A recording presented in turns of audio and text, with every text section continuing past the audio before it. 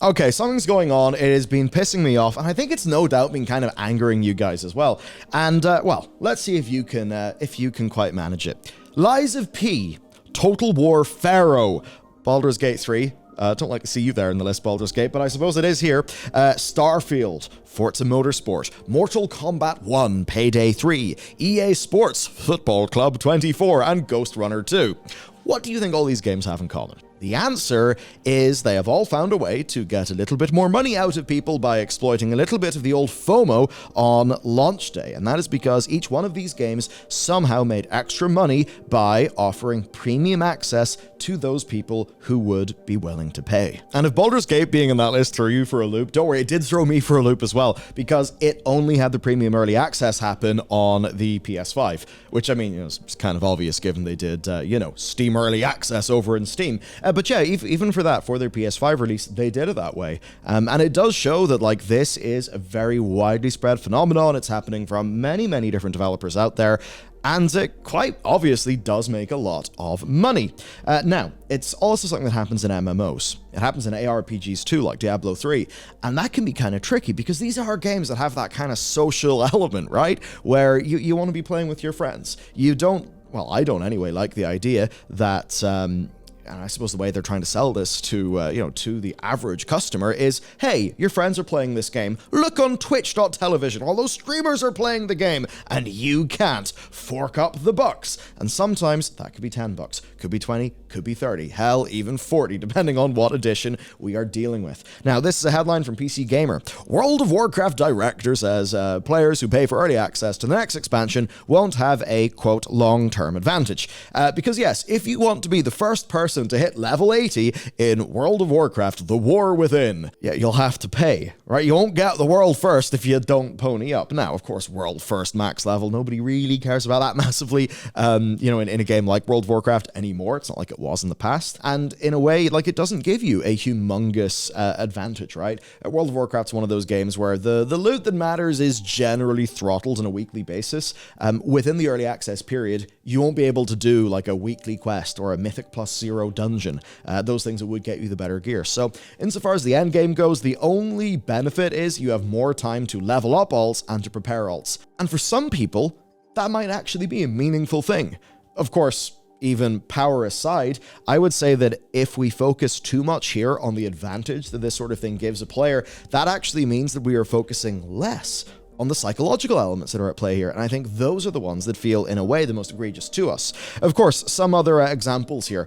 Xbox had 5 days of premium access for Starfield and for Forza. Of course, that was a way for them to do the whole upgrade path for the Game Pass subscribers. We had the premium access on PlayStation for Baldur's Gate 3. Then, of course, there are some games that had multiplayer systems you could access early, like Mortal Kombat 1 and EA Sports Football Club 24, where, yes, you will probably want to get some more time into the game to actually try to be better than your friends. Also, there are some other ones that, really did have it backfire, because for Payday 3, you could actually buy premium early access. However, the access bit is not necessarily granted really in any of these scenarios given technical issues, but in Payday 3 their servers hardcore died and the game didn't exactly have a single player mode, so if you did buy that better edition for the sake of early access, you will have felt pretty damn bad. But ultimately here, it's fairly simple. You have your projected number of sales. You probably will realize that offering this on a more expensive edition, an edition that you're going to put out anyway, because there's always going to be a digital deluxe edition that comes with some cosmetics. They can put this into the digital deluxe edition and they can increase their average spend per user by, 20%. Turns out that is a way where you can simply increase your revenue by 20%. Increasing the number of players who buy your game by 20%, probably quite a bit harder. And ultimately we know that this does work, and while we cannot, run a controlled experiment here,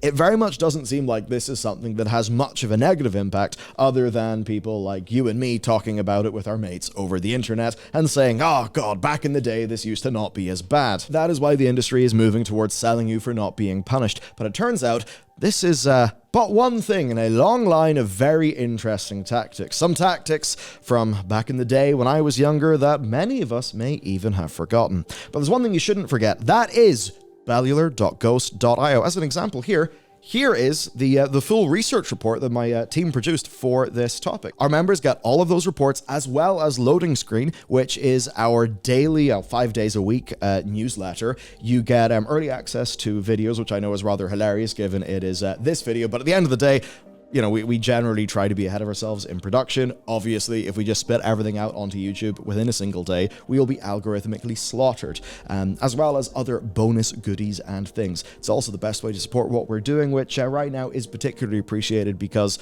the advertisement rates that we get on the platform are, quite frankly, awful. They have fallen 40% year on year, which is kind of tricky. It means it's harder to, you know, actually have a team to make sure that our info is good and that our analysis actually lands. So you can check out bellular.ghost.io for more of that. And with that said, let's discuss why this became the de facto way of getting a few more bucks out of people. And it is basically because this happens to align perfectly with the motivations of the money people, because the enemy of the money people in games is time, right? That basically is the situation. Time is pretty much always the enemy. This is an industry that's changed a lot over the last 10 years. As an example, even think of Project $10. You may have totally forgotten about this, but it was a marvelous thing pioneered by Electronic Arts CEO John Riccitiello. We know him from the recent news cycle. I wonder what his next gig will be. But what that was is that if you purchased a video game new, that video game inside it would have a code, right? And you would need to enter that code in order to unlock multiplayer functionality.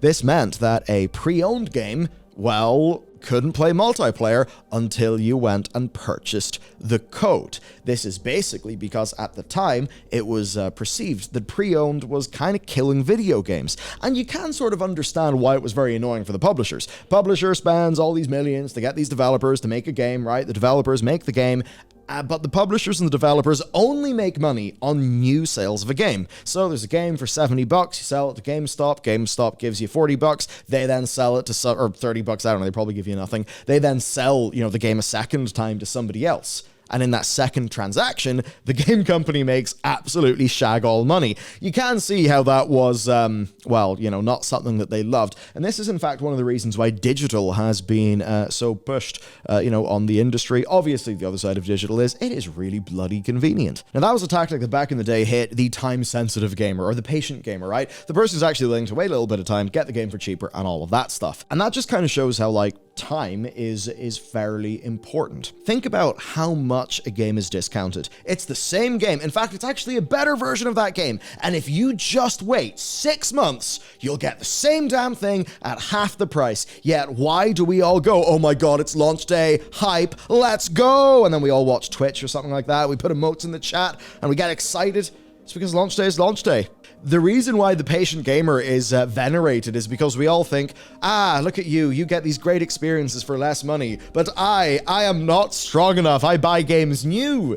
And that just shows that actually there is a really major value in buying the game right now when it's in the zeitgeist. Like, I will play Alan Wake 2 late, and I won't enjoy that at the same time the rest of the world is in there. And you could say that I will lose a little bit of value from that. And I think that just shows how powerful time is. In a world where every consumer knows they can get a better deal, a better game for less money, in large part, they choose not to go with that option. And we all do it. So no wonder if time is that important of a psychological hook in the average consumer that they do this. And this is where we actually get some fantastic numbers. I was kind of, my jaw dropped a little bit. I mean, it wasn't really out of surprise. It was just out of the sheer moneyness of it all.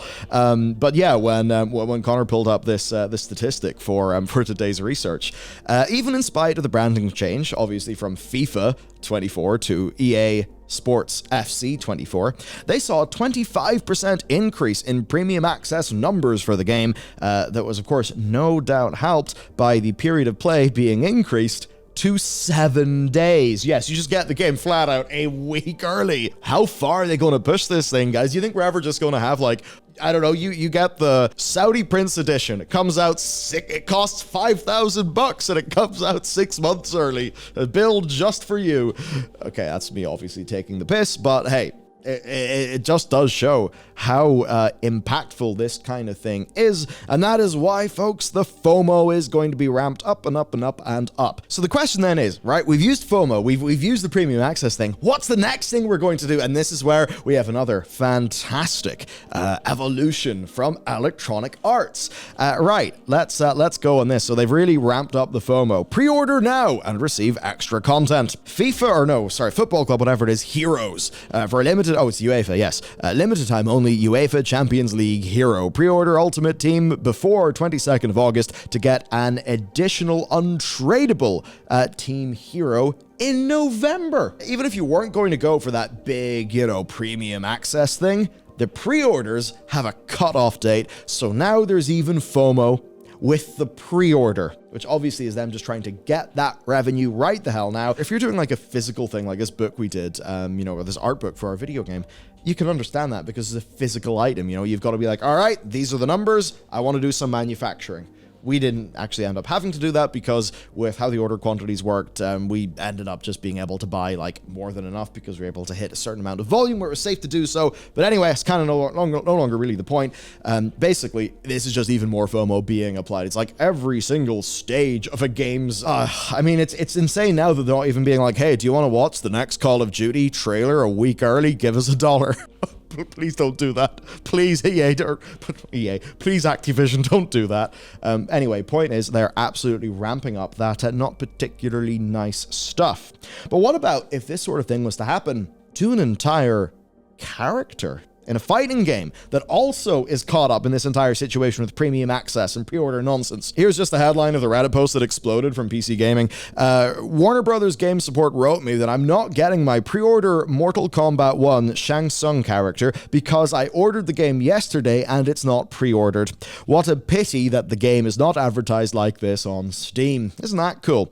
Yes, this is a very interesting thing where if you pre-ordered Mortal Kombat 1, you get the long-time series villain as a playable character. Now, this is a game that came out September 19th. If you bought the premium edition of the game, you got 1 week early access starting on the 14th. Now, this early access would imply that it's a bonus in the game's launch, right? That it's not the actual launch, right? Because it's early access, not the launch, which happens later. Therefore, buying the game on the 17th, which, bear in mind, is before the launch day, which is the 19th, that should count as a pre-order, right? Per Warner Brothers Game Support, evidently not. From their point of view, it did not count as, did not count as a pre-order of the game because the player, who, by the way, didn't buy the more expensive version of the game, didn't actually buy the launch day, I suppose. It's just weird, right? It's like they almost kind of violate their own logic of why it would even be called early access in the first place. But of course, it's because we all know that it was never about early access to a game, and it was always about selling the true release date because, yes, scumbags, pretty much. Look, pre-orders, they can be bad for a consumer. It's one of those things, when it's done by the super big companies, can be a bit of an issue. There's even times like with Pale Beyond, we didn't do pre-orders, and like the reason why we didn't do pre-orders was because it actually doesn't really help you at all. It actually can even hurt you on the Steam algorithm. So we decided not to do pre-orders for that reason. Now, there could be an example where maybe we did an early access or something like that, and maybe it's like, I don't know. There's probably scenarios where it's fine, but you have to be very, very, very clear and, open with everybody about that. You don't want obviously a situation where it's like, hey, Cyberpunk 2077 is going to come out in 45 years, pre-order it now. But yeah, pre-orders, we know those are rumbly, but now premium access, what is it? It is a tool that adds nothing to your game. It takes away from the launch experience. It is just trying to manipulate human psychology, and effectively it's manipulating the fact that we are a social species, and that's fairly disgusting. And that's really it for the video. That's the whole point. It's happening more and more. Now it's happening in World of Warcraft, which of course is the Blizzard game that I do play the most. I'll be transitioning over to Stormgate soon. Keep it up, Stormgate boys. Anyway, that's essentially the crack there. If you want to support me and my team, well, you can go to bellular.ghost.io. Thank you to everybody who has joined the membership there. It means a lot, and it is genuinely extremely helpful, to, actually making all the bills and all of the goals that I've talked about, where I want us to be like less dependent on a YouTube advertisement rate. As an example, we were hitting record views for the channel, and we were like barely having any more revenue from that compared to previous times because the amount of money we got per 1,000 views actually went so low. And I mean, in a way, that's obviously our problem, not your problem. But hey, I feel like if our incentives are more directly aligned, and we can almost be making content far more directly for all of you guys, that ultimately is a more sustainable and healthy position for absolutely everybody around the place. Because, yeah, ad-supported models are sometimes good because stuff's free at the point of access, and we all like that, but yeah, they can kind of have negative downsides, externalities, eh? Anyhow, I've mused about that enough. Bellular.ghost.io, thank you to everybody, and you can check out the membership there, where you'll get a whole bunch of additional content from our team. Currently now written, I certainly do want to move that into some podcasts and things as time goes on. That's it from me. Have a great day. See you next time.